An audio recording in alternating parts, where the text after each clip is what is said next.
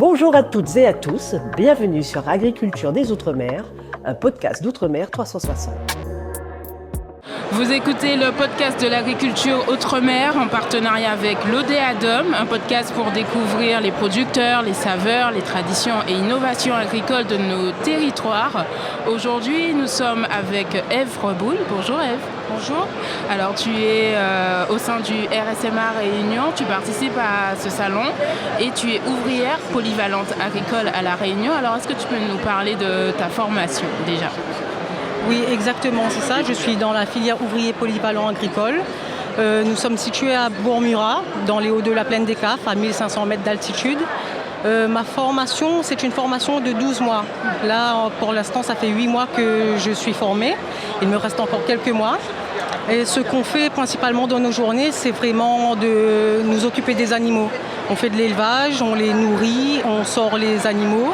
Chez nous, il y a des cochons, il y a des chèvres, il y avait des canards, mais les agroalimentaires les ont découpés, faut le dire. C'est ça. On a des poules, et là on vient d'avoir des pintades, si je ne me trompe pas. Ouais. Normalement, dans quelques semaines, on aura 2 vaches, et du coup, ça se passe très bien.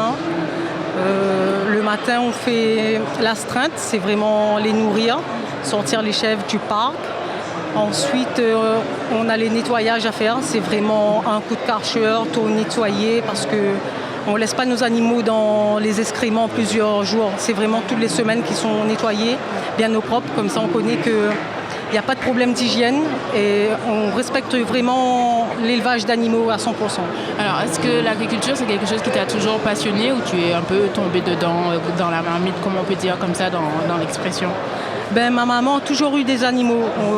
On est vraiment une famille typiquement créole. On a des canards, des volailles, des chiens, des chats, comme un peu tous les créoles. Et mon papa, il est maraîcher. Il est vraiment producteur de vanille. Il fait des palmistes. Il a du piment, un peu de tout sur son terrain. Du coup, ça a été vraiment depuis l'enfance que j'ai posé le pied dedans. C'est pas du jour au lendemain comme ça, non. Ça a été étape par étape. Mon papa, il était coupeur de canne. Du coup, il m'a emmené avec lui dans le 4x4, dans les champs de canne, tout ça. Et ma maman, c'était prendre le seau, aller donner les aliments, tout ce qui dit maïs, rabateau. Du coup, c'est comme ça. D'accord. Et votre pôle agricole, il est au sein du RSMA ou vous allez aussi au contact d'autres agriculteurs pour les aider comment ça se passe ? Non, on est vraiment au sein du RSMA. Et normalement, nous devrions faire un stage, mais là, nous sommes comptés comme stagiaires. Là. C'est vraiment un stage de 2 semaines qu'on fait ici. Du coup, on est vraiment ici pour faire du bénévolat pour les agriculteurs locaux, les aider à vendre, discuter, échanger, voir le processus de la fabrication, par exemple, du miel, des confitures. Il y a aussi des achats, il y a un peu de tout. Du coup, on s'intéresse à tout ça et ça nous enrichit. D'accord. Et justement, donc, vous êtes 12. Oui. 12 stagiaires et SMA sur le Salon international de l'agriculture, aux côtés des autres exposants. Comment se passe la journée ? La journée, tout d'abord, nous sommes logés en régiment sur Paris. Du coup, on a 1h30 de trajet à faire. Il faut prendre le bus, il faut prendre le métro, tout ça. Quand on arrive au salon, on se change, on prend connaissance du producteur qu'on est avec. On regarde un peu ce qu'il y a sur le stand, peu importe, il y a des achats, tout ça, du piment. Du coup, moi, ce que j'aime bien faire, c'est regarder ce qu'il y a. Savoir les compositions, les ingrédients qu'ils mettent dans leurs bocaux, tout ça. Parce que c'est souvent des trucs un peu transformés, vous voyez. Dans le piment, il y a quand même de l'huile, il y a du sel, il faut le dire, parce qu'il y a des gens qui sont diabétiques et tout. Donc on prend connaissance de tout ça et après j'aime bien arriver avec mon petit bocal de confiture pour essayer de faire une petite dégustation, de voir comment le monde est, s'il y en a c'est juste pour regarder ou s'ils veulent découvrir un peu plus, connaître. Si c'est vraiment connaître les ingrédients ou la transformation, je les laisse carrément parler avec le producteur.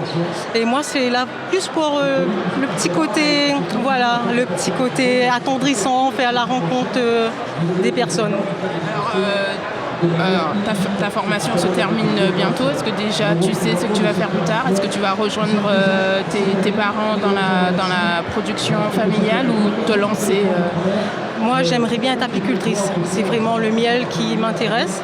Du coup, avec le RSMA, je suis en train de créer un dossier pour qu'il m'aide à avoir des fonds et financer ma micro-entreprise. C'est ce qui est en projet. Du coup, il y a la caporal-chef Waro qui me donnera un coup de main, mon caporal-chef Cotin. Il y a aussi le chef Silini, l'adjudant Chanty, tout ça. C'est vraiment une grosse équipe qui est derrière moi pour m'aider, s'il le faut. D'accord. Justement, et qu'est-ce qui te passionne, hormis le contact avec les gens, l'amour que tu as depuis petite des animaux et de l'élevage? Qu'est-ce qui te passionne dans l'agriculture? C'est vraiment être dehors, en fait. Je ne suis pas fermée dans une pièce. J'ai 2 enfants qui aiment aussi ça, qui donnent le maïs aux volailles, tout ça. Ma fille aime bien grimper dans les arbres. Mon garçon, il est petit, mais il commence à... C'est ça. Du coup, c'est vraiment ça. C'est vraiment être dehors, peu importe le temps, même s'il y a de la pluie ou quoi que ce soit.